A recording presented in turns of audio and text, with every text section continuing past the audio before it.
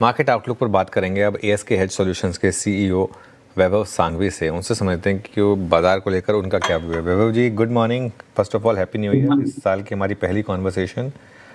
और क्योंकि आप एक लॉन्ग शॉर्ट फंड चलाते हैं, इस मार्केट में आप कैसे नेविगेट कर रहे हैं? क्योंकि मार्केट कोलैप्स भी नहीं हो रहा है लेकिन रैली भी नहीं टिक रही है। एब्सोल्युटली अनुज, अगर फर्स्ट ऑफ ऑल आपको और सभी श्रोताओं को very very happy new year, नव वर्ष की बहुत बहुत शुभकामनाएं। जैसे आपने कहा, यस, मार्केट काफी टाइट बैंड में चल रहा है। नीचे की तरफ अगर हम देखें तो क्लोज टू 25,500 25,700 और ऊपर में 26,300 के बैंड के अंदर it has been moving.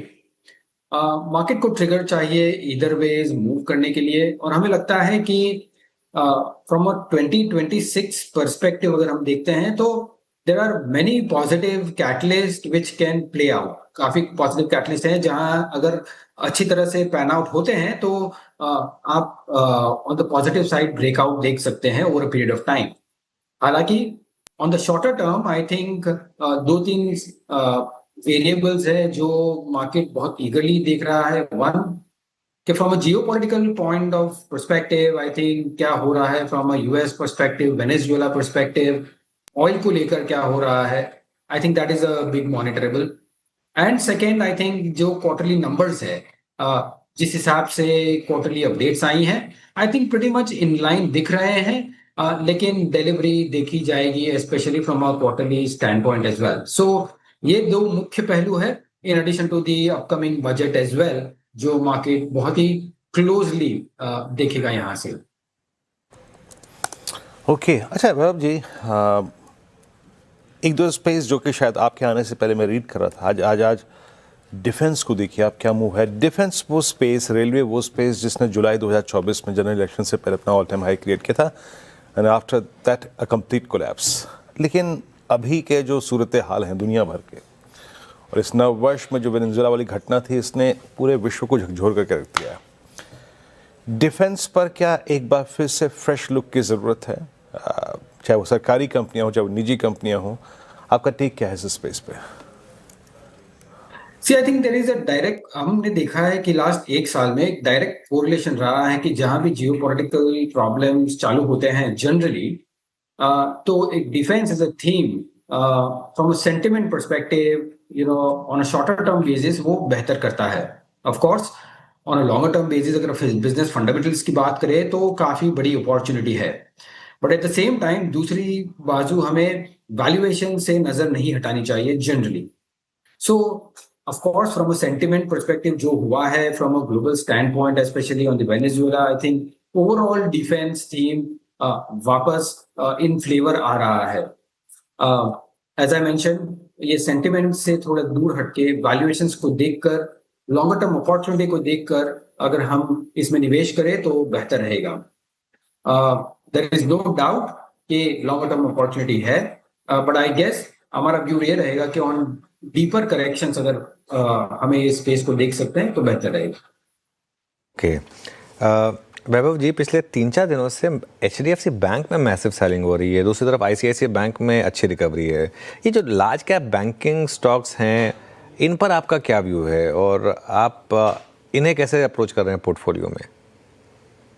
Anuj, I think अगर हम इसमें एक स्टेप बैक लेते हैं from overall private banking universe को लेकर और देखकर, तो हमें देखा कि last 1.5 years to 2 years, one major problem, मुख्य कारण का मुख्य प्रॉब्लम यही था कि नेट इंटरेस्ट मार्जिन पे काफी बड़ा प्रेशर था।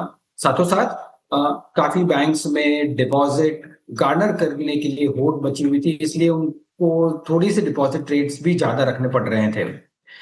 So all in all, I think deposit garnering plus pressure on the NIMs और credit growth जो weak रहा था, I think हमने देखा ये पूरे स्पेस में थोड़ा प्रेशर बरकरार रहा है।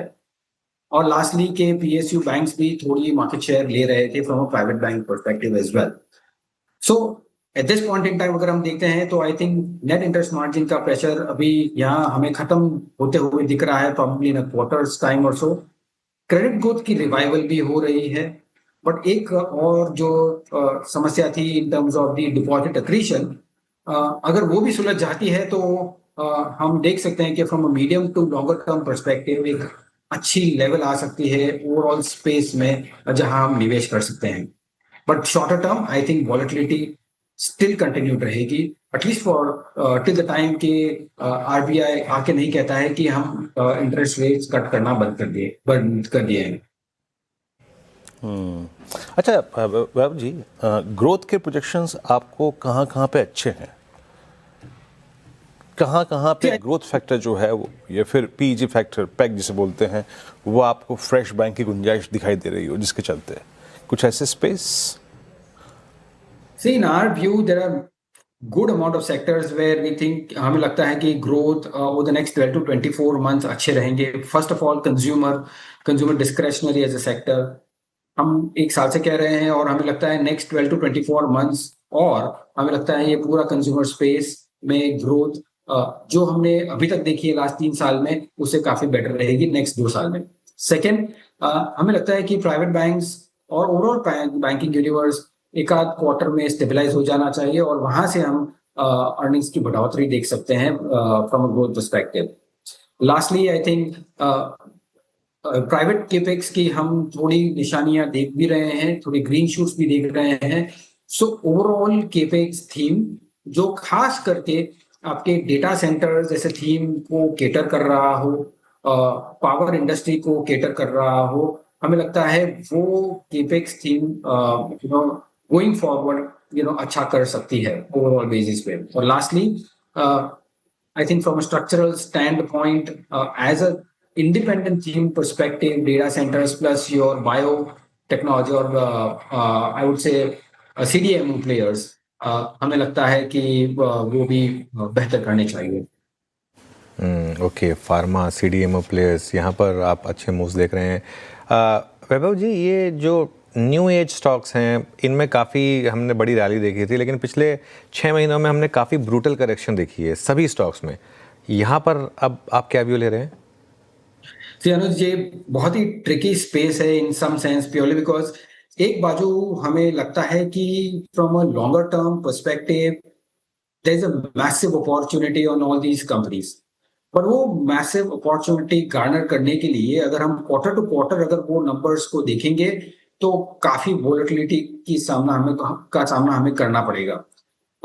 सो अगर लास्ट क्वार्टर से इस क्वार्टर में देखेंगे तो एक ही क्वार्टर में काफी कुछ चेंज हुआ है, from these play wherein whole valuation matrix is something which people are relooking, क्योंकि जैसे ही नई कंपटीशन आती है तो you see a sharp correction in that particular space.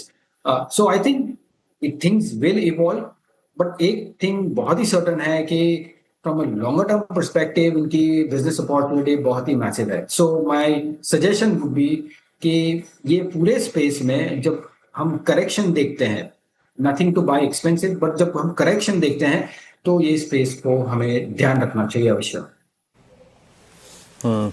अच्छा वैभव जी, एक दो बहुत स्ट्रॉन्ग पॉकेट्स थी जिनमें अच्छा पैसा बना था।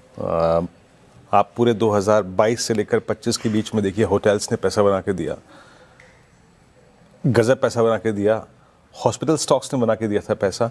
इसके बाद अक्टूबर ऑनवर्ड्स इसमें सेलिंग थी और अच्छी खासी सेलिंग थी। कहीं री एंट्री की गुंजाइश आपको इन 2-3 पॉकेट्स में दिखाई दे रही है क्या?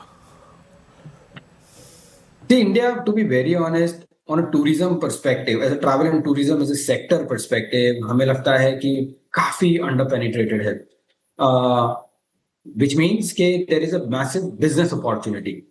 Now the trickier part is कि वो business opportunity को हम marry कैसे करते हैं fundamental valuations के साथ, given कि उनके expansion plans क्या है individual companies के और how they want to probably capture the whole opportunity.